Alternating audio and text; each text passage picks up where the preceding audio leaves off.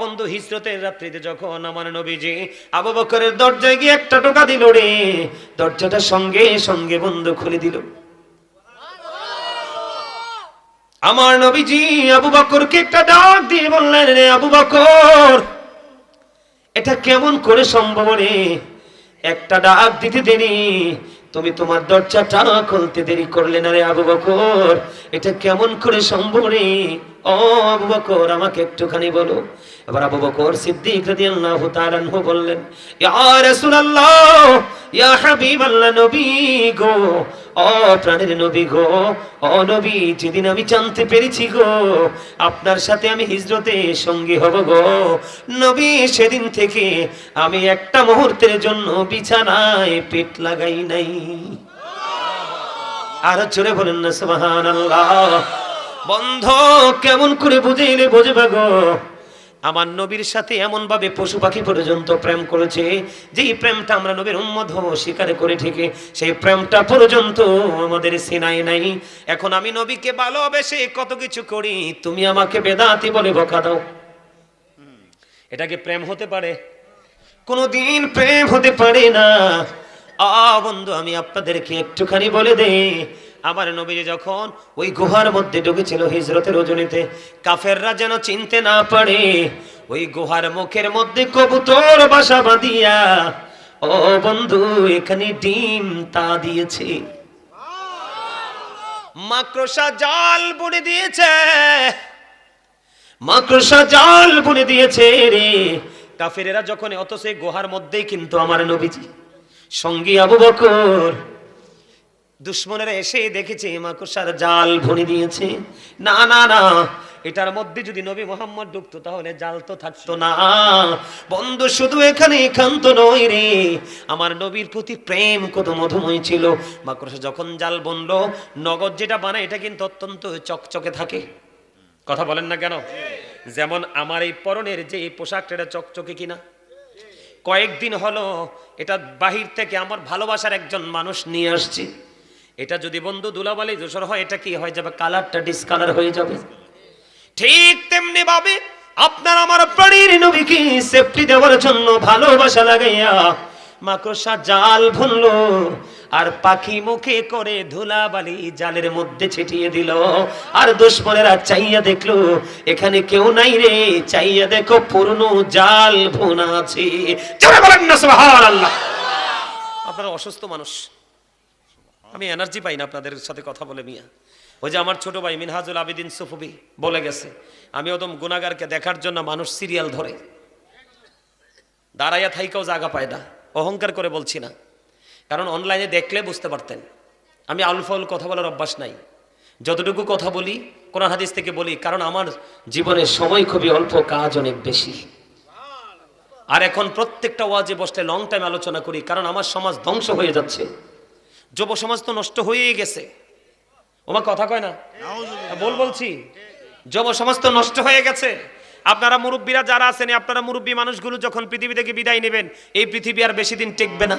কারণ এখনকার যুবকদের কাছে ইসলাম নাই বললেই চলে। বুঝেন নাই? আপনারা বলেন, ছেলেরা কি রাস্তা দিয়ে যাওয়ার সময় সালাম দেয়? এখানে তো ইসলাম নাই। মুসলমানের কর্তব্যের মধ্যে এটা একটা, পরিচিত হোক অপরিচিত হোক, মুসলমান দেখলেই সালাম দিয়ে দিবা, দেয়? এখন মুরব্বীরা সালামের অপেক্ষায় থাকে। এখানে তো ইসলাম কবরে চলে গেল যুবকদের দ্বারা, ঠিক না? আপনার ছেলেরা কি চুল কাটে সুন্নাহ স্টাইলে না ইহুদিদের স্টাইলে? তাহলে এখানে তো সুন্নাহ মোতাবেক চুল কাটার কথা, মাথা থেকেও কি করলেন? ইসলামকে ডিলিট করে দিলেন। এখনকার ছেলেরা যে জিন্স প্যান্ট পরে, আমি প্রমাণ দিতে পারবো, আপনারা চাইলে কোরআন এবং হাদিস থেকে কোট করে নিয়ে আসছি। জিন্স প্যান্টটা যে পরে, এটা কোরআন হাদিস তারা একবারে নাজায়েজ মুসলমানদের জন্য। তারপরে পোশাকে তো কি নাই? ইসলাম নাই, আছে? আর জোরে, মা বাবাকে ভালোবাসতে হবে, কারণ মা বাবাকে ভালোবাসা ফরজ, কষ্ট দেওয়া হারাম। We should Obi our parents. আমাদের প্রত্যেকের উচিত পিতামাতাকে মান্য করা। এখনকার ছেলেরা কি পিতামাতাকে মানে? তো এখানে তো ইসলাম নাই। রাসূল বলেছে জুম্মার দিনে সব দিনের চাইতে উত্তম রূপে গোসল করো, লম্বা জামা পরো, মানে পাঞ্জাবি পরো, কারণ লম্বা জামা পরে নামাজ পড়া সুন্নাহ। আতর লাগাও, গাড়ি থাকলেও হেঁটে হেঁটে কি মসজিদে চলে যাও, সবার আগে যাও, সবার পরে বেরিয়ে আসো। এখনকার ছেলেরা এত ডিজিটাল, সালাম ফিরাইবার আগে 2 রাকাত ফরজ পড়তে যায়, খুতবাও শোনে না, আর সালাম ফিরানোর পরে মুনাজাতও দেয় না, মনে হয় যে বিশ্বযুদ্ধ শুরু হয়েছে গেইটে। এখানে কি ইসলাম আছে? আপনি তো নামাজ পড়ে নামাজি হবেন তাকওয়া নিয়ে নামাজ পড়লে, আপনি তো এখন ডিজিটাল হয়েছেন, কমার্শিয়াল। এই নামাজ দিয়ে তো আপনি কিয়ামত পর্যন্ত পড়তে পারবেন, আল্লাহ পর্যন্ত পৌঁছাতে পারবেন না, নষ্ট কাজ থেকে বাঁচতে পারবেন না। এমনি করে প্রত্যেকটা সেক্টরের দিকে তাকায় দেখেন, ইসলাম নাই। তো আপনি রহমত পাবেন কোত্থেকে? কথা বলে না কেন? আরো জোরে। আমরা ছোট্ট থাকতে স্কুলে যখন যাইতাম, বুঝছেন নি, বাড়ির নিচে মানে জঙ্গল থেকে টোকাইয়া বড়ই খাইছি। কবে পড়ছে এটা সইরা খবর নাই, পাইছি তো এক সাইড ভালো, এক সাইডে মুখ দিয়ে খাইয়ে ফেলছি। আর গত 2-3 দিন আগে আমার এক বোন গ্রামের বাড়ি থেকে গাছ থেকে বড়ই পাইরা নিয়ে আসছে। কি কামড় দিয়ে চাইয়া দেখি পোকা, খাইলাম নি ধোকা। কথা কয় না কেন? এখন দেখবেন আপনি কোনো কিছু আপনার মন মতো পাবেন না, কারণ আল্লাহ যে আপনাকে মন মতো পথে চলতে বলেছে, আপনি চলেন না। এই জন্য আপনারও কোনো কিছু ঠিক, আল্লাহর ওয়ার্ডের মতো যখন ঠিক নাই, আপনার কর্মের রেজাল্টও ঠিক মতো আসে। আপনি নিজেকে শুধরাইতে হলে সত্যিকারের আশিক রাসূলের সাথে প্রেম করতে হবে, তাহলে আপনি অটোমেটিক্যালি পরিবর্তন হয়ে যাবেন। ঠিক না বলেন? বন্ধু, প্রেমের শেষ নাই রে, ভালোবাসার শেষ নাই। ওই যে মেঘমালা পর্যন্ত আমার নবীকে বন্ধু ভালোবেসেছে। আমার নবী যখন মা খাদিজার ব্যবসা নিয়ে বন্ধু সিরিয়ার উদ্দেশ্যে রওনা হয়ে গেল, বন্ধু মা খাদিজার যারা কাজের লোক নিয়োজিত ছিলেন, আমার রাসূলের সফরের সঙ্গে ছিলেন, সবাই দেখেছে আমার নবীজিকে মেঘমালা পর্যন্ত ছায়া দিয়েছে। আপনাদেরকে আল্লাহ জবান দিছে কি জন্য? কি জন্য? কথা বলার জন্য। চাচা উত্তর তো সঠিক হয় নাই। Thank you. দেখছেন নি, ওই কর্নার থেকে পিচ্ছি বলছে কি আল্লাহর জিকির করার জন্য। এটাই বাস্তব। আপনাকে কিন্তু আল্লাহ বুট, বাদাম, চা, কফি, মানে যেই কোনো খাবার, এবং চা দোকানে বসে বসে চা খাবো আর মানুষের বদনাম করব, বিশেষ করে বন্ধুরা একসাথে হয়ে কোলাহল কোনো পরিবেশে গিয়ে অপ্রাসঙ্গিক, অগ্রহণযোগ্য কথাবার্তা বলবো, এটার জন্য কিন্তু আল্লাহ আপনাকে আমাকে জবান দেয়নি। জবান দিয়েছি কি জন্য? আল্লাহ বলেছেন, remember me then I will remember you. আল্লাহ রাব্বুল আলামিন বলেছেন, remember me then I will remember you. আল্লাহ বলেছেন, ফাযকুরুনি আযকুরুকুম, তোমরা আমাকে স্মরণ করো, আমি তোমাদেরকে স্মরণ করব। জোরে জোরে কন্না সুবহানাল্লাহ। আর জোরে। এরপরেও বুঝেন না কি করতে হবে? হবে কি হবে না? কি করতে হবে? জিকির করতে হবে, কারণ জিকির করা ফরজ। যারা জিকির করে তারা জিন্দা, যারা জিকির করে না তারা মুর্দা। মানে যারা জিকির করে তারা জীবিত, যারা জিকির করে না তারা মৃত। কেন? এই জায়গাটা নিয়ে একটু কথা বলি। কারণ মানুষের আসল কিন্তু তার এই দেহটা না, মানুষের আসল হলো তার আত্মাটা। কোনটা? আমাদেরকে দেখান কোনটা? মুমিন প্রত্যেক দিন 2 ধরনের খাবার সংগ্রহ করতে হয়। কয় ধরনের? 2 ধরনের। একটা হলো দেহের, যেটা নিজের ঘরে গেলে, বাড়িতে গেলে, রাস্তাঘাটে গেলে, যেখানে সেখানে গেলে আমরা কি পাই? খাবারটা পাই। এই খাবার থেকে কি আসে? দেহের শান্তি আসে। ঠিক কিনা বলেন? আর আরেকটা খাবার আছে রুহের। কিসের? রুহের। দেহেরটা কিন্তু দেখা যায়, হাতে নিচ্ছি, মুখে দিচ্ছি, চিবিয়ে খাচ্ছি, এটা কিন্তু দেখা যায়, কিন্তু রুহেরটা দেখা যায় না। দেহের খাবার কিন্তু পৃথিবীর যেই কোনো জায়গায় যান আপনি পাবেন, কিন্তু রুহের খাবার, রুহের মার্কেটিং, রুহের বাজার কিন্তু যেই কোনো জায়গায় পাওয়া যায়? যায়? কথা বলেন, যায়? যায় না। আজকে আপনারা যে এখানে আসছেন, এটা হচ্ছে রুহের মার্কেটিং করার জায়গা। কিসের জায়গা? আমি আপনাদেরকে বলি, ইবাদত, খাবার খাইলে কি পেট ভরে না? শরীর শান্ত হয় না? খাবার, দুনিয়ার খাবার খাইলে শরীরে শান্তি আসে। আর রুহের খাবার যেটা, মানে আমল, জিকির, এটা করলে প্রশান্তি আসে কোথায়? আত্মায়। আপনি নামাজ পড়ার পরে যদি মনে পড়েন যে আমার আজকে শান্তি লাগছে, ভাল লাগছে, নামাজ পড়তে গেলেন, বের হওয়ার পরে যদি বুঝেন যে আমার নামাজ পড়ে শান্তি লাগছে, তাহলে মনে করবেন যে আপনার রুহের খোরাক আপনি দিতে পারছেন, আল্লাহর কাছে আমলটা কবুল হয়েছে। কেন বললাম? আমি কিন্তু জিকির, আপনারা অনলাইনে আমার জিকির দেখছেন কিনা জানি না, আপনারা কেউ আমার আলোচনা শুনছেন কিনা আমি সেটাও জানি না। আমার জীবনে ফার্স্ট এইদিকে আসা, এই রোডে আসা যাওয়া করছি, মেন রোডে, কিন্তু এই দিকে আমি কখনোই আসি নাই, আজকে প্রথম আসছি। তা আসার পরে আমার কাছে মনে হয়েছে আপনারা একটু দুর্বল, ভেরি উইক। কি? কিন্তু আপনারা দুর্বল হলে চলবে? আপনাদেরকে স্ট্রং হতে হবে, স্ট্রংলি কথা বলতে হবে। কি করতে হবে? এক্সপেরিয়েন্স ম্যান হিসেবে আপনাদেরকে প্রিপেয়ার করতে হবে, প্রস্তুত করতে হবে। কোন ক্ষেত্রে? ইমানদার হিসাবে আমরা আল্লাহকে চাই, চাই কি চাই না? এখন আল্লাহকে যদি চাই, আমাদেরকে নির্দিষ্ট একটা কন্ডিশনের মধ্য দিয়ে এগোতে হবে। আপনি আমি কিন্তু এলোমেলো ভাবে এগুলো কিন্তু আমরা কি করতে পারবো না, সফল হতে পারবো না। পারবো? আরো জোরে বলেন, পারবো? ওমা কথা কন না কেন? আমার সাথে রাগ করছেন? হুজুরদের সাথে রাগ করলে লস। কে বলবনি কেমন লস? বলতাম হাদিসটা কি সাইয়া সাইয়া পড়তাম না, না সাইয়া পড়তাম? সাইয়া পড়তাম। সাইয়া পড়ি আছে যেহেতু মোবাইলটা, সাইয়া পড়লে একটু সওয়াব বেশি পাবো, যদিও এনতে সাইয়া পড়া বেদাত। কি? কিন্তু এই বেদাত ছাড়া উপায়? কথা কয় না কেন? এটা কি? এটা থেকে দেখে দেখে পড়া কি? কথা কয় না? বেদাত। কিন্তু এই বেদাত ছাড়া কি উপায় আছে? কথা কয় না? আমাদের ইসলামের অনেক কাজই আমরা করি নবীর প্রেমে পড়ে, কিন্তু মোল্লারা বেদাত ফতুয়া দেয়, কিন্তু এটা যে বড় বেদাত এটার কথা একবারও কয় না, কারণ এটা দিয়ে সুবিধা আছে। কথা কয় না কেন? বোঝেন নাই? একটু দেখে দেখে পড়ি, সওয়াবটা আমি একটু বেশি পাবো আপনাদেরকে বোঝানোর জন্য। ঠিক আছে? বলবো? আপনারা কি আমার সাথে মোহাব্বত করে আওয়াজ দিবেন নাকি মোহাব্বত ছাড়া আওয়াজ দিবেন? আপনাদের দুরুদ আর জিকিরে তো মনে হয় না মোহাব্বত আছে বললা। হ্যাঁ, এই আমার আলোচনা শুনতে হলে শর্ত মানতে হবে। কি করতে হবে? শর্ত দিব? আরো জোরে।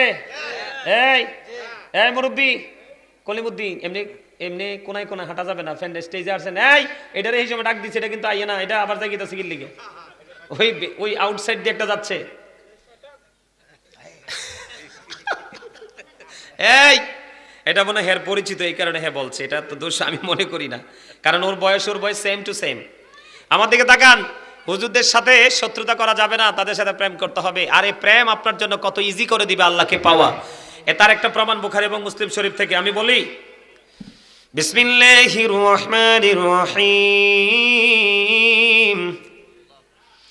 عن أبي هريرة رضي الله تعالى عنه قال رسول الله صلى الله عليه وسلم من أطاعني فقد أطاع الله ومن عصاني فقد عصى الله ومن أطاع أميري فقد أطاعني ومن عصى أميري فقد عصاني متفق عليه سورة الله أكبر। হযরত আবু হুরায়রা রাদিয়াল্লাহু তাআলা আনহু থেকে হাদিস কানা বর্ণিত, আমার নবী, আপনার নবী, দু জাহানের বাদশা নবী রাহমাতুল লিল আলামিন, ওনার পবিত্র জবান মোবারক দ্বারা তিনি পবিত্র হাদিস খানা বর্ণনা করেছেন। যে হাদিসটি এসেছে বুখারী এবং মুসলিম শরীফের মধ্যে। বন্ধু, কেন আপনি আলেমদেরকে ভালোবাসবেন এটা বোঝানোর জন্য। যদি আমার আলোচনার বিষয় এটা নয়, আপনারা দুর্বল, আপনাদেরকে অ্যাক্টিভ করতে হবে, এই জন্য বন্ধু আপনাদেরকে স্ট্রং করতে হবে, এই জন্য আপনাদের মানসিক পরিবর্তনের জন্য আমার এই দিকে আসা। আপনারা একটু মহব্বত করে আমার হাদিস খানা শুনবেন এবং মন দিয়ে এটাকে হৃদয়ে ধারণ করবেন। আল্লাহর হাবিব বলেছেন, মান আতাআনি ফাকাদ আতা আল্লাহ, যে ব্যক্তি আমার অনুগত্য করে সে আল্লাহর অনুগত্য করলো। সুবহানাল্লাহ, সুবহানাল্লাহ বলেন না কেন? বলতেছে কে? রাসূল। ওমা ওমা ওমা ওমা, আমার আগে আমার ছোট ভাই মিনহাজুল আবিদিন সুফুবি মাইকটা ছাইরা দিয়ে বালাই তো করছেন, কাহিক ছাইরা দিতাম নি? হ্যাঁ, আমি কই রাসূল বলতেছে, হ্যাঁ কয় আল্লাহ বলতেছে। এই আমার আলোচনা শুনতে হলে আপনাদেরকে শর্ত মানতে হবে। কি করতে হবে? কথা কয় না? কি করতে হবে? শর্ত নিতে রাজি সবাই? আমার প্রথম শর্ত, ফার্স্ট কন্ডিশন হলো স্টপ ইউর মাউথ এভরিবডি। সকলের জবানকে বন্ধ রাখতে হবে। আমার দ্বিতীয় শর্ত, second condition, you listening my lecture very attentively. আমার কথা সবাইকে মন দিয়ে শুনতে হবে। থার্ড কন্ডিশন, আপনি যদি বলেন আই সে ডোন্ট অ্যাকসেপ্টেবল, আমি বলবো I say go to your seat, out of sight. আমার কথা কয় না? সবাই এই সীমানা ত্যাগ করে বাড়ি চলে যেতে হবে, কারণ আপনার দেহ যদি এখানে থেকে, মন যদি অচিন দেশে ঘুরে, আপনার এই বৈশা থেকে লাভ নাই। বাসায় যে পিঠ লাগাইয়া ঘুমান, আগামী দিন ভালোভাবে কাজ করতে পারবেন। ওমা, আপনারা কি হাসতেও পারেন না? হ্যাঁ, আরে হাসি দোষের কিছু না। আপনার লাইফকে, আপনার জীবনকে সুন্দর রাখতে হলে, দেহকে সুন্দর রাখতে হলে, আল্লাহ রাসূল সুস্থ রাখার জন্য যতগুলো অপশন আমাদেরকে শিখিয়ে দিয়েছেন, এর মধ্যে একটা হলো হাসি। হাসি খুশি জীবন মানুষকে স্বাভাবিক করে দেয়। কথা কি বুঝতে পারছেন? আমার এই চাচা একটা হাসি দিছে, আমার এই ছোট ভাইয়ের একটা হাসি দিছে, কারণ তারা মজাটা বুঝছে। আর আপনারা একটু ইয়ার মধ্যে, হেজিটেশনের মধ্যে পড়ে গেছেন, ঠিক না? ঠিক। আরো জোরে একটু হাসতে হবে তো। আমি বলতেছি, রাসূল বলতেছে, আপনি বলতেছেন, আল্লাহ বলতেছে, এরকম ভাবে ওয়াজ শুনে তো লাভ নাই। এই 29তম মাহফিল, এত বছরেই 28 বছরে কি শিখছেন আমারে বলতে পারবেন? এটা কিন্তু একটা ক্লাস। এটা কি? এটা একটা ক্লাস, প্রফেশনাল, এটা একটা টিচিং প্রফেশন। এটা কিন্তু শুটিং স্পট নয়। আমি আপনাদেরকে টিচিং দিচ্ছি, আপনারা সবাই টিচিং নিচ্ছেন। এখানে আমার বাবার বয়সী, দাদার বয়সী অনেক অনারেবল পারসন আছেন, কিন্তু এই মুহূর্তে সবাই আমার স্টুডেন্ট। আমার ঠিক কত কইতে পারে না। আপনি কি নিজেকে স্টুডেন্ট মনে করলে কি লস? আমি লাইন মতো ওয়াজ করব, তখন আপনি ওয়াজ থেকে বুঝে নিতে পারবেন আপনার আর আপনার পছন্দের বক্তার মধ্যে কমিউনিকেশনটা কেমন রাখা দরকার। যদি আপনার মন না থাকে, মিনহাস এই হাদিসটা এনে রাখলাম, আর কত ওয়াজ করতে হবে তার আরে বুঝানোর লাই। ছোট্ট করে একটা টপিক আমি আপনাদেরকে দেই, দেখি আপনাদের বিবেকটা প্রসারিত হয় কিনা। এই যে বডিটা, এটা কি? বাংলাতে বললে দেহ বা শরীর কি? আবার আরেক নাম আছে মানুষ। কি কি মানুষ? ইংলিশে কি বলা হয়? ম্যান অথবা পারসন। আল্লাহর কোরআনের ভাষায় কি বলা হয়? আল্লাহ কখনো বলেছেন ইয়া আইয়ুহান নাস, কখনো বলেছেন ইয়া আইয়ুহাল ইনসান। তাহলে এটা কোনটা? এই মাথা থেকে পা পর্যন্ত বডি স্ট্রাকচারটা, এটা হলো মানুষ। এই মানুষের ভিতর আরেকটা মানুষ থাকে, নির্দিষ্ট সমপরিমাণ, কন্টিনিউস না। ওই ভিতরের মানুষটার নাম হলো রূহ। ইংলিশে এটাকে বলা হয় সোল, বাংলাতে এটাকে বলা হয় আত্মা। আল্লাহ বলেছেন, say the soul is the order of my Lord, পাউলি রূহু মিন আমরি রব্বি। First tense, present tense, future tense, অতীত, বর্তমান, ভবিষ্যৎ। আপনারা ফার্স্ট টাইমে আমার দিকে তাকান। ফার্স্ট টাইম কি কেমন? আমরা কিন্তু ফার্স্ট টাইম আব্দুর রহিম ছিলাম না, আব্দুল জলিল ছিলাম না, খলিলুর রহমান ছিলাম না। কেন ছিলাম না? ফার্স্ট টাইম আমাদের কন্ডিশনটা এমন ছিল, রুহুটা ছিল আলমে আরো হয় আল্লাহর আরশের চারপাশে, রুহের জগতে, আর দেহটা ছিল বাবা এবং মায়ের মাঝে।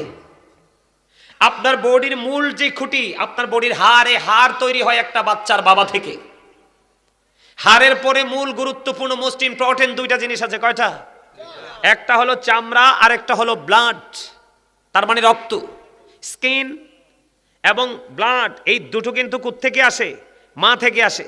তাইলে আমি গাজী সুলাইমান 3 জায়গায় স্টে করেছি একই সাথে, ঠিক কিনা বলেন? কয় জায়গায়? বাবার কাছে কিছু অংশ, মায়ের কাছে কিছু অংশ, আর আসল মানুষটা আল্লাহর কাছে।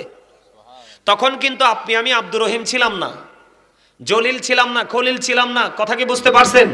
কেন ছিলাম না? দেহটা এক জায়গায়, রুহুটা দুটো অ্যাডজাস্ট না হলে কিন্তু আপনি পরিপূর্ণতা অর্জন করতে পারবেন না। সেকেন্ড টাইম কি হলো?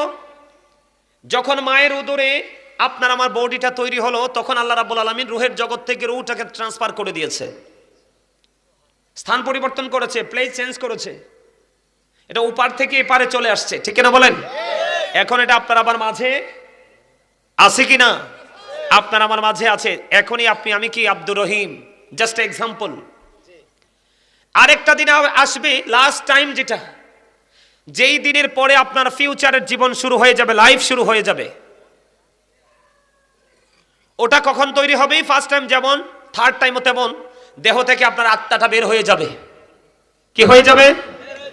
এখন ও সময় কি আসলে আজরাইলকে বাড়ি দিয়ে, টাকা পয়সা দিয়ে কি কোনোভাবে ম্যানেজ করা যাবে? আরে না, আজরাইল বলবে just time, no complain, no argument.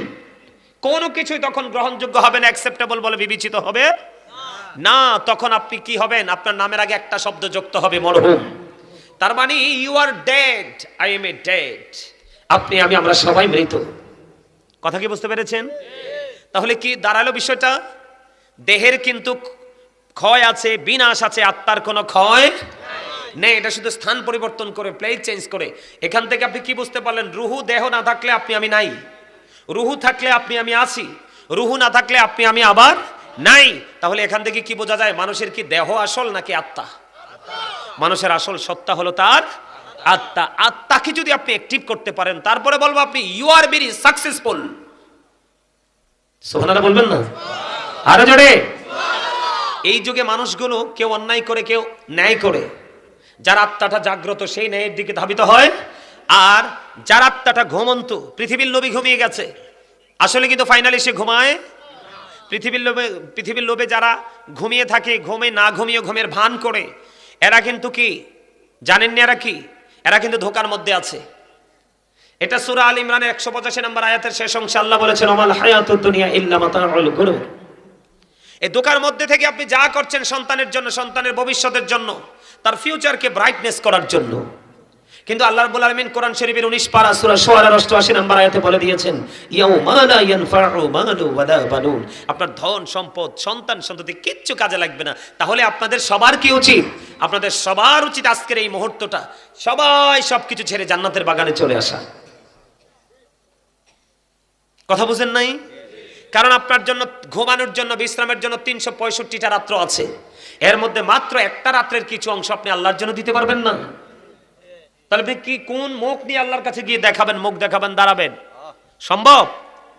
এই মুখটা যেন দেখাতে পারেন বড় করে, এই জন্য আপনার জীবনে একজন এডুকেশন স্কলারকে আপনি কি করতে হবে? চুজ করতে হবে, এবং তার সাথে ফ্রেন্ডশিপ তৈরি করতে হবে। অলওয়েজ তার সাথে একটা গুড কমিউনিকেশন কি করতে হবে? রাখতে হবে। কথা কি বুঝতে পেরেছেন?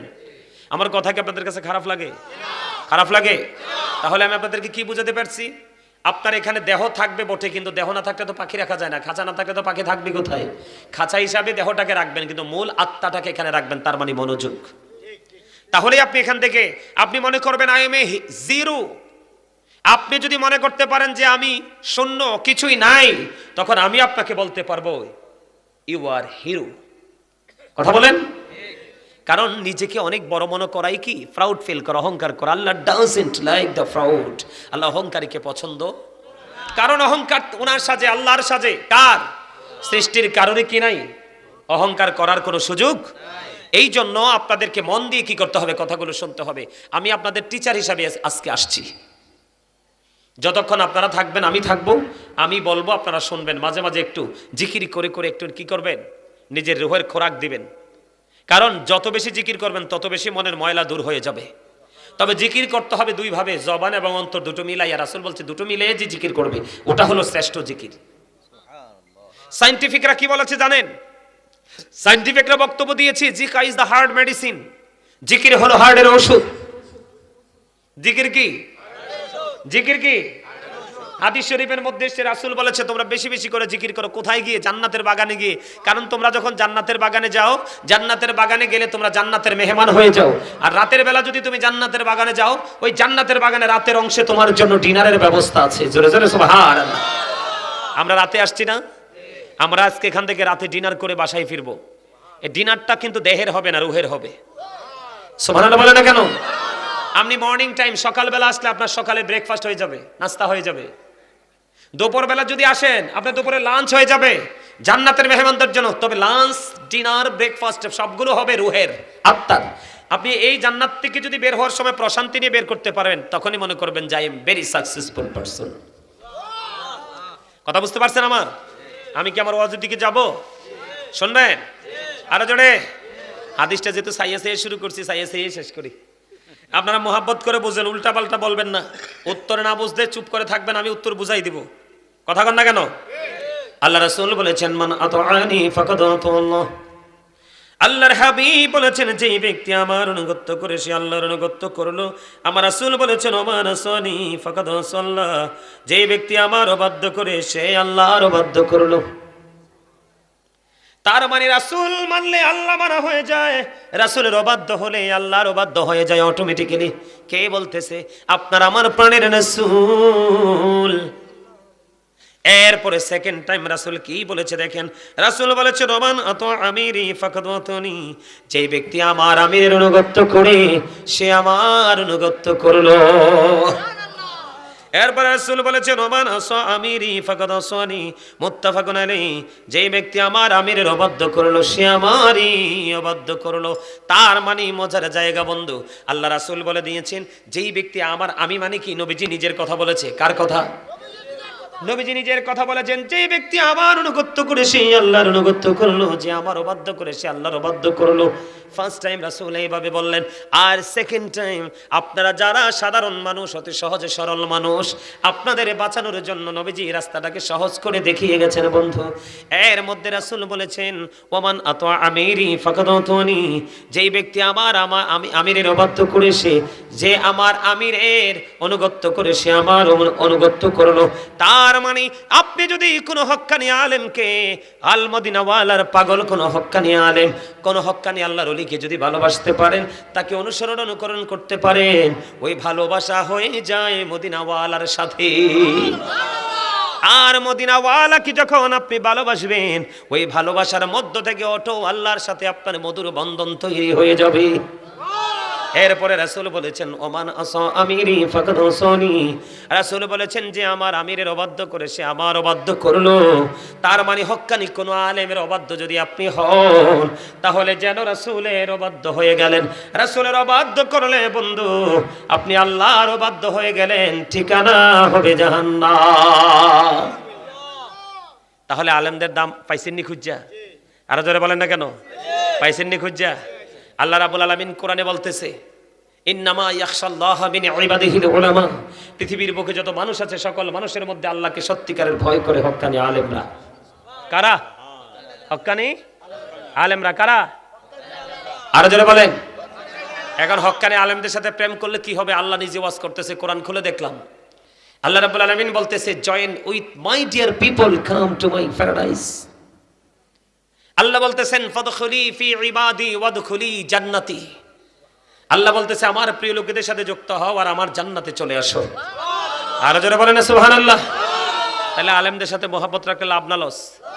আরো জোরে। এই লাভটা দুনিয়ায় পান আর না পান, কিন্তু ওপারে আপনার লাভটা পরিপূর্ণই হবে।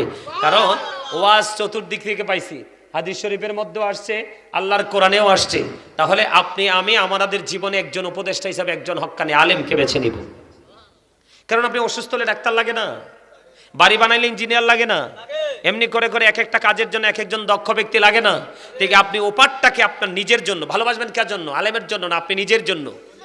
আপনি যখন ভালোবাসবেন, ওই ভালোবাসার কারণে আপনার কি হয়ে যাবে? ওপারটাকে আপনি ব্রাইটনেস করতে পারবেন, আলোকিত করতে পারবেন। আল্লাহ আমাদেরকে কবুল করে নিক, সকলে বলেন আমিন। আরো জোরে বলেন। আমার কথা বুঝতে পারছেন? আরো জোরে বলেন না। একদম সহজে বুঝতে পারছেন না? আরো জোরে বলে না। বুঝতে পারছেন? আমি একটা আলোচনা, আমি একটা আজকে হেডলাইন দিয়েছি ওয়াজের, ইয়া আইয়ুহাল্লাযীনা আমানু কু আনফুসাকুম ওয়া আহলিকুম নারা। আল্লাহ রাব্বুল আলামিন ঈমানদারকে ডেকে বলেছেন, O believers, save yourself and your families from the fire. আল্লাহ রাব্বুল আলামিন বলেছেন, ঈমানদারকে ডেকে বলেছেন তুমি জাহান্নাম থেকে বাঁচো, তোমার পরিবারকেও জাহান্নাম থেকে বাঁচাও। তার মানে আপনাকে আমাকে প্রত্যেককে আল্লাহ রাব্বুল আলামিন কি দিয়েছেন? দায়িত্ব দিয়েছেন। কি ধরনের দায়িত্ব? যে তুমি জাহান্নাম থেকে বাঁচো, তোমার পরিবারকেও জাহান্নাম থেকে বাঁচাও। এখন আপনি আগে বাঁচার রাস্তা খুঁজে বের করতে হবে, তারপরে আপনি নিজের জন্য আপনার ওয়ারিশকে বাঁচানোর জন্য রাস্তা খুঁজে বের করতে হবে। এখন আপনি বাঁচবেন, আপনার ওয়ারিশকে বাঁচানোর জন্য একটা রাস্তা আছে ওপেনিং করা। সে রাস্তাটা কি জানেন? সে রাস্তাটা কি জানেন? সে রাস্তাটা হলো আল্লাহ রাসূল বলেছেন আদিবু আওলাদাকুম আলা সালাতি খিসওয়ালিন হুব্বি নবিকুম ওয়া হুব্বি আহলি বাইতিহি ওয়া আলা কিরাতিল কুরআন। রাসূল বলেছেন তোমরা তোমাদের সন্তানদেরকে তিনটি বিষয় শেখাও। কয়টি? তিনটি বিষয় শেখাও। একটা হলো হুব্বি নবিকুম, it is the love of the prophet, নবীর ভালোবাসা শেখাও। এরপরে বলেছেন হুব্বি আহলি বাইতিহি, টিচ ফ্যামিলি লাভ। এরপরে বলেছেন ওয়ালা কিরাতিল কোরআন, learn to recite the holy Quran. তোমরা তোমাদের সন্তানদেরকে বাঁচাতে হলে প্রথমে নবীর প্রেম শিখাতে হবে, কারণ নবীর সাথে প্রেম করা ঈমান এবং ফরজ। নবীর আহলে বাইতকে ভালোবাসা ঈমান এবং ফরজ। এরপর আপনাকে কি করতে হবে? কোরআন তেলাওয়াত শিখাতে হবে, কারণ আইনের ভান্ডার আপনি যদি না জানেন তাহলে কিন্তু আপনি কখনোই সফল হতে পারবেন না, ঠিক কিনা বলেন? আমি যদি প্রথমে স্টার্টিংটা এভাবে করি, আপনারা একটু মন দিয়ে শোনেন। আমি দুরূদ পড়ার সময় কিন্তু দুরূদটা মজা হয় নাই, হয়েছে? আমি আপনাদেরকে বলি, বন্ধুরে আমার নবী, আপনার নবী, দু জাহানের বাদশা নবী, রাহমাতাল লিল আলামিন, তিনি বন্ধ করে দিয়েছেন, কেউ যদি মদিনাওয়ালার সাথে প্রেমের ডুরি লাগাইয়া প্রত্যেকটা জুমার দিনে যদি মাত্র 80 বার যদি দরুদ পড়তে পারো, আমার আল্লাহ খুশি হয়ে তার 80 বছরের সগীরা গুনাহ মাফ করে দেয়। দাইলামি শরীফের মধ্যে এসেছে হাদিস কানা বন্ধু। হাদিসের রাবী হলেন হযরত আনাস রাদিয়াল্লাহু তাআলা আনহু।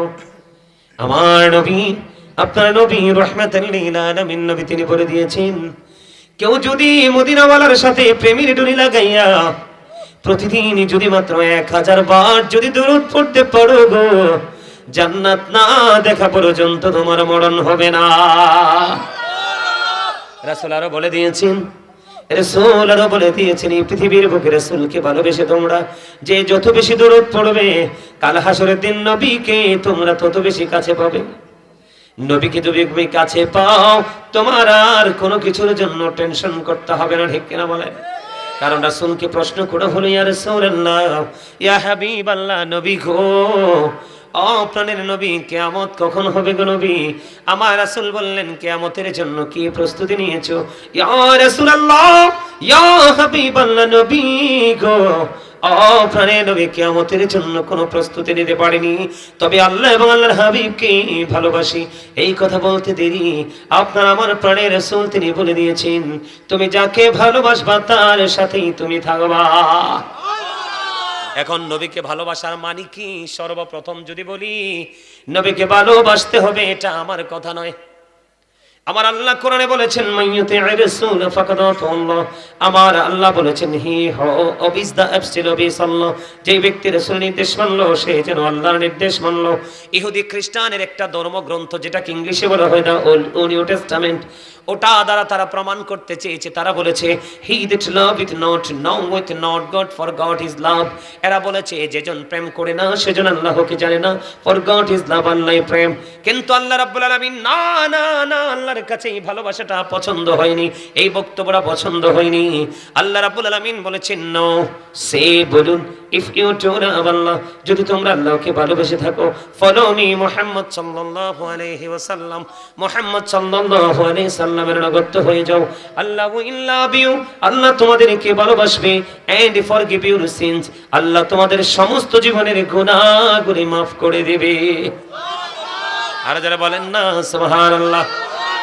কারণ আপনাদেরকে মনে রাখতে হবে, যেখানে আল্লাহ সেখানে রাসূল। আমার প্রভুর প্রভুত্বের সীমানা যত দূর জুড়ে রে, আমার নবী ও রহমত তত সীমানা জুড়ে। আপনার ওয়াজ ভালো লাগে না? আপনাদের কাছে লাগে না? এগুলো ভালো না লাগলে লাগবো কি?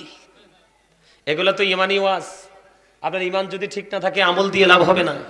আর ইমান হলো নবীর প্রেম, নবীর প্রেম নাই তো ইমান। আপনারা একটু বোঝেন না, আমার আলোচনা, মূল আলোচনা যেটা আমি নিয়ে আসছি সেটা আমি পরে করতেছি। আগে একটু আপনাদেরকে বোঝাই, তারপর একটা আলোচনার মধ্যে ঢুকে যাব। আপনি কালেমা পড়েন না, লা ইলাহা ইল্লাল্লাহ মুহাম্মাদুর।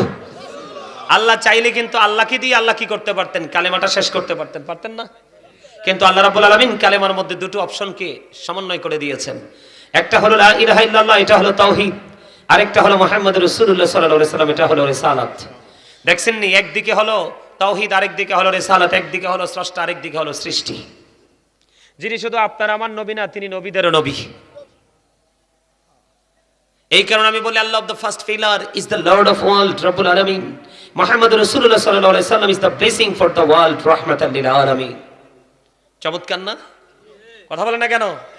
আল্লাহ হলো রব্বুল আলামিন, আর আল্লাহর হাবিবকে বানালেন রাহমাতাল লিল আলামিন। জোরে জোরে কন্না সুবহানাল্লাহ।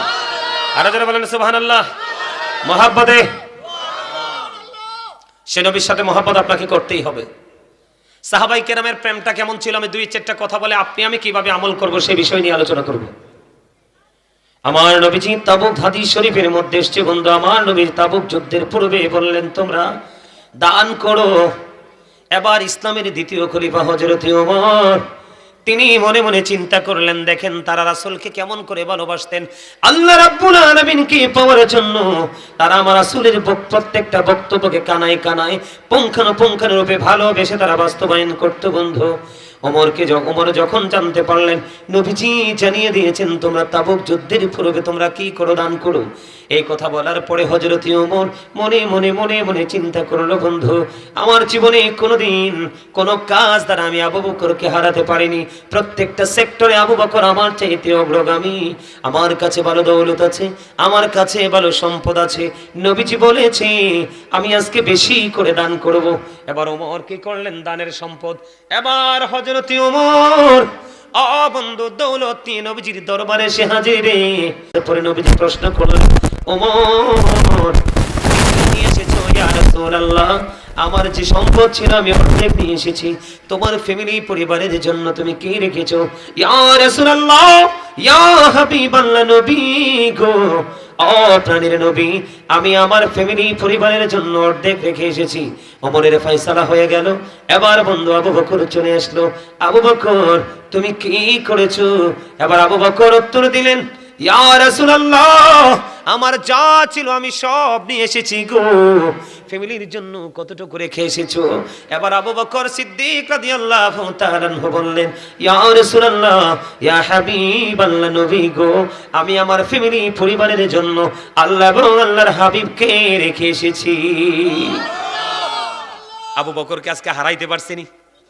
কথা বলেন না কেন? হারাইতে পারছিনি? বন্ধু জীবনে কোনোদিন আবু বকরকে কেউ হারাইতে পারে নাই। অথচ ওমরের জীবনে এত বেশি আমল ছিল রে, গণলে আকাশের তারার চাইতে বেশি হবে। এত বেশি আমল যদি একটা পাল্লায় রাখা হয়, আবু বকরের একটা মুহূর্তের কিছু মুহূর্তের প্রেম যদি একটা পাল্লা রাখা হয়, আবু বকরের প্রেমের পাল্লাটাই বন্ধু বাড়ি হয়ে যাবে। কেমন ভাবে ভালোবাসতো প্রাণের নবীকে। বন্ধু হিজরতের রাত্রিতে যখন আমার নবীজি আবু বকরের দরজায় গিয়ে একটা টোকা দিল রে, দরজাটা সঙ্গে সঙ্গে বন্ধু খুলে দিল। আমার নবীজি আবু বকরকে একটা ডাক দিয়ে বললেন, রে আবু বকর, এটা কেমন করে সম্ভব রে? একটা ডাক দিতে দেরি, তুমি তোমার দরজাটা খুলতে দেরি করলে না রে আবু বকর, এটা কেমন করে সম্ভব রে? ও আবু বকর আমাকে একটুখানি বলো। এবার আবু বকর সিদ্দিক রাদিয়াল্লাহু তাআলা আনহু বললেন, ইয়া রাসূলুল্লাহ, ইয়া হাবিবাল্লাহ, নবী গো, ও প্রাণের নবী গো, ও নবী, যেদিন আমি জানতে পেরেছি গো আপনার সাথে আমি হিজরতে সঙ্গী হব গো নবী, সেদিন থেকে আমি একটা মুহূর্তের জন্য বিছানায় পেট লাগাই নাই। আর জোরে বলেন না সুবহানাল্লাহ। বন্ধ কেমন করে বুঝাইলে বুঝবা গো? আমার নবীর সাথে এমন ভাবে পশু পাখি পর্যন্ত প্রেম করেছে, যেই প্রেমটা আমরা নবীর উম্মত হব স্বীকার করে থেকে সেই প্রেমটা পর্যন্ত আমাদের সিনাই নাই। এখন আমি নবীকে ভালোবেসে কত কিছু করি, তুমি আমাকে বেদাতি বলে বকা দাও। এটাকে প্রেম হতে পারে? কোনদিন প্রেম হতে পারে না। বন্ধু আমি আপনাদেরকে একটুখানি বলে দেই, আমার নবীজি যখন ওই গুহার মধ্যে ঢুকেছিল হিজরতের রজনীতে, কাফেররা যেন চিনতে না পারে, ওই গুহার মুখের মধ্যে কবুতর বাসা বাঁধিয়া ও বন্ধু এখানে ডিম তা দিয়েছে, মাকড়সা জাল বুনে দিয়েছে, মাকড়সা জাল বুনে দিয়েছে রে কাফেরেরা যখন। অথচ এই গুহার মধ্যেই কিন্তু আমার নবীজি সঙ্গী আবু বকর, দুশ্মনেরা এসে দেখেছে মাকড়সার জাল বুনে দিয়েছে। না না না, এটার মধ্যে যদি নবী মুহাম্মদ ঢুকতো তাহলে জাল তো থাকতো না। বন্ধু শুধু এখানে একান্ত নয় রে, আমার নবীর প্রতি প্রেম কত মধুময় ছিল। মাকড়সা যখন জাল বুনলো, নগদ যেটা বানায় এটা কিন্তু অত্যন্ত চকচকে থাকে। কথা বলেন না কেন? যেমন আমার এই পরনের যে এই পোশাকটা চকচকে কিনা, কয়েকদিন হলো এটা বাহির থেকে আমার ভালোবাসার একজন মানুষ নিয়ে আসছে। এটা যদি বন্ধু ধুলাবালি ধূসর হয়, এটা কি হয়ে যাবে? কালারটা ডিসকালার হয়ে যাবে। ঠিক তেমনি ভাবে আপনার আমার প্রাণীর নবীকে সেফটি দেওয়ার জন্য ভালোবাসা লাগাইয়া মাকড়সা জাল বুনলো আর পাখি মুখে করে ধুলাবালি জালের মধ্যে ছিটিয়ে দিল। আর দুশমনেরা চাইয়া দেখলো এখানে কেউ নাই রে, চাইয়া দেখো পুরনো জাল বোনা আছে। জোরে বলেন না সুবহানাল্লাহ। আপনারা অসুস্থ মানুষ, আমি এনার্জি পাই না আপনাদের সাথে কথা বলে মিয়া। ওই যে আমার ছোট ভাই মিনহাজুল আবেদিন সুফি বলে গেছে, আমি ওদম গুনাহগারকে দেখার জন্য মানুষ সিরিয়াল ধরে, দাঁড়াইয়া থাইকেও জায়গা পায় না। অহংকার করে বলছি না, কারণ অনলাইনে দেখলে বুঝতে পারতেন।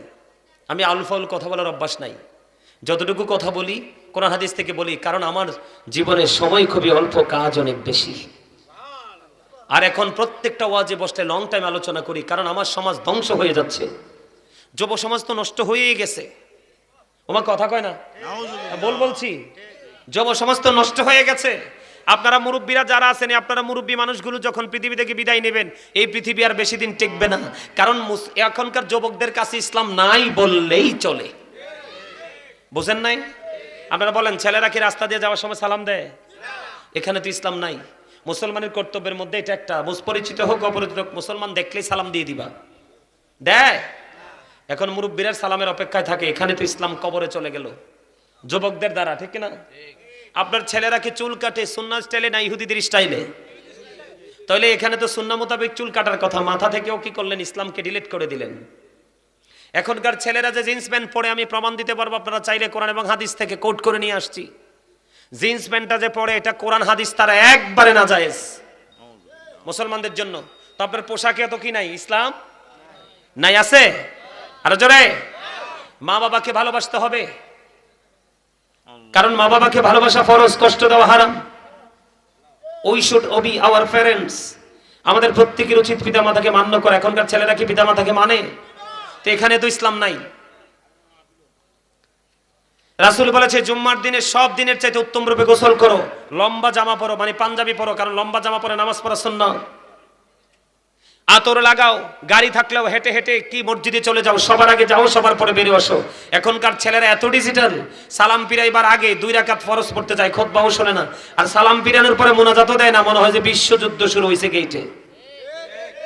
এখানে কি ইসলাম আছে? আপনি তো নামাজ পড়ে নামাজি হবেন তাকওয়া নিয়ে নামাজ পড়লে। আপনি তো এখন ডিজিটাল হয়েছেন, কমার্শিয়াল। এই নামাজ দিয়ে তো আপনি কিয়ামত পর্যন্ত পড়তে পারবেন, আল্লাহ পর্যন্ত পৌঁছাতে পারবেন না, নষ্ট কাজ থেকে বাঁচতে পারবেন না। এমনি করে প্রত্যেকটা সেক্টরের দিকে তাকায় দেখেন, ইসলাম নাই। তো আপনি রহমত পাবেন কোত্থেকে? কথা বলে না কেন? আরো জোরে। আমরা ছোট্ট থাকতে স্কুলে যখন যাইতাম, বুঝছেন নি, বাড়ির নিচে মানে জঙ্গল থেকে টোকাইয়া বড়ই খাইছি।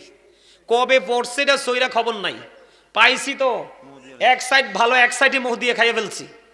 আর গত 2-3 দিন আগে আমার এক বোন গ্রামের বাড়ি থেকে গাছ থেকে বড়ই পাইরা নিয়ে আসছে। কি কামড় দিয়ে চাইয়া দেখি পোকা, খাইলাম নি ধোকা। কথা কয় না কেন? এখন দেখবেন আপনি কোনো কিছু আপনার মন মতো পাবেন না, কারণ আল্লাহ যে আপনাকে মন মতো পথে চলতে বলেছে, আপনি চলেন না। এই জন্য আপনারও কোনো কিছু ঠিক, আল্লাহর ওয়ার্ডের মতো যখন ঠিক নাই, আপনার কর্মের রেজাল্টও ঠিক মতো আসে।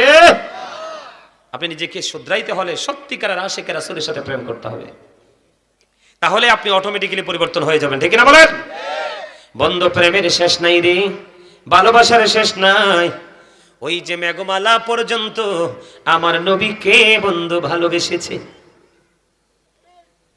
আমার নবী যখন মা খাদিজার ব্যবসা নিয়ে বন্ধু সিরিয়ার উদ্দেশ্যে রওনা হয়ে গেল, বন্ধু মা খাদিজার যারা কাজের লোক নিয়োজিত ছিলেন, আমার রাসূলের সফর সঙ্গে ছিলেন, সবাই দেখেছে আমার নবীজিকে মেঘমালা পর্যন্ত ছায়া দিয়েছে। আর জোরে বলেন না সুবহানাল্লাহ। শুধু তাই নয়, আমরা কেমন মুসলমান, হযরতে আলী রাদিয়াল্লাহু তাআলা আনহু তিনি বললেন, আমি একদিন নবীজির সফর সঙ্গী হলাম, মক্কার আঁকাবাঁকা মেঠো পথে হাঁটা শুরু করলাম।